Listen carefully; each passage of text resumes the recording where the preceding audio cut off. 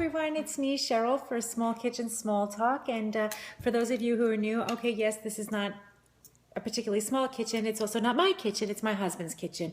And when you, so my channel, Small Kitchen Small Talk, is in my own apartment, which is an apartment, so that would reason why it's so much smaller, and that one is mine. But I'm married. It's not the first marriage for either one of us, so it gets complicated, and that's enough on that.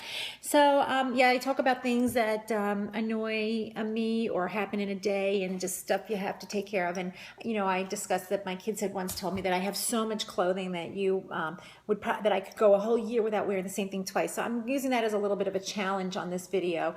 And so I'm going to mention that this top is not a duplicate of the last video I made. I remember what I did last time. The other one is a dress, and I bought two. And this one I cut into a shirt. You see there's, whoopsie, you can see my skin, the belly part. And I made these back and sleeve thing because I wanted to hide the flappies if I could. And we dance. So my husband and I, we dance. We take dance lessons. So this is one of the outfits that I use when I dance, because I like when things kind of it actually doesn't look so good. It was probably a mistake, but hey, I bought it, it's mine, and I paid for it. And I'll use it in the dance lessons where there's like other weird costumes on the floor. Like it just kind of blends in better there, and it doesn't look so hugely odd, but I can see from the video that it definitely,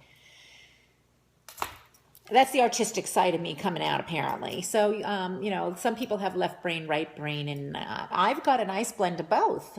And so I'm going to talk today about the thing that I've been trying to get to, but I just had so much other junk to say that I never got to it.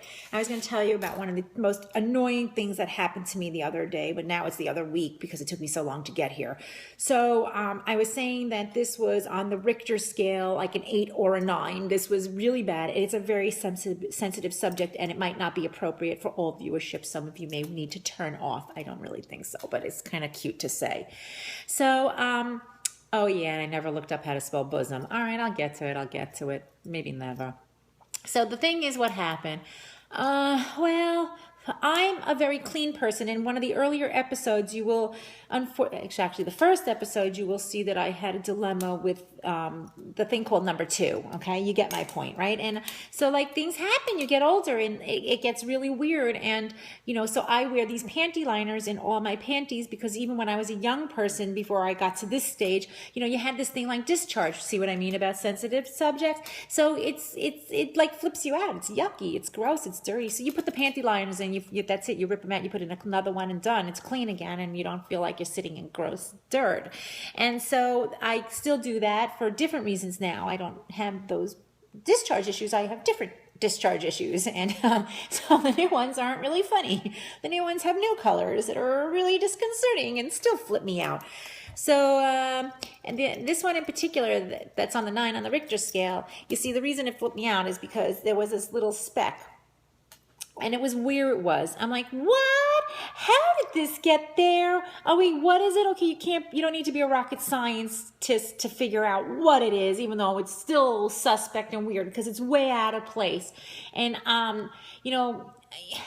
I don't know. It's perplexing, especially when you're a clean freak like me, because like everything is, immaculate. Like I use a lot of Clorox, and, like Ajax and Comet, and yeah, okay, those are still Clorox. I get it. Okay. And Windex, which I don't like because it streaks, but like, and it's a dilemma to sit there and over again to try to get rid of those streaks. Like newspaper, believe it or not, gets rid of streaks, but where do you find a newspaper these days? And I don't subscribe anymore.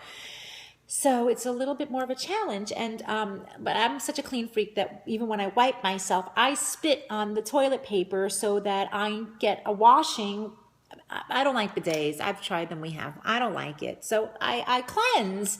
So there's no excuse for there being stainage ever anywhere, and that's why it will flip me out. But thank God somebody invented these panty liners, panty shields. Like I said, you rip them out, you put in a new one, and problem gone, and you feel bad for whoever's garbage dispenser you left it in. But I wrap it in more toilet paper, so it's not like they potentially see it if it doesn't also unwrap it. They don't see it, they don't have to smell it, because it's not that much. God, okay, that's too much details. That's what I was saying about sensitive subject, not for all audiences. And then just to digress just a little bit, on this, we're talking about products, in particular toilet paper, TP for short.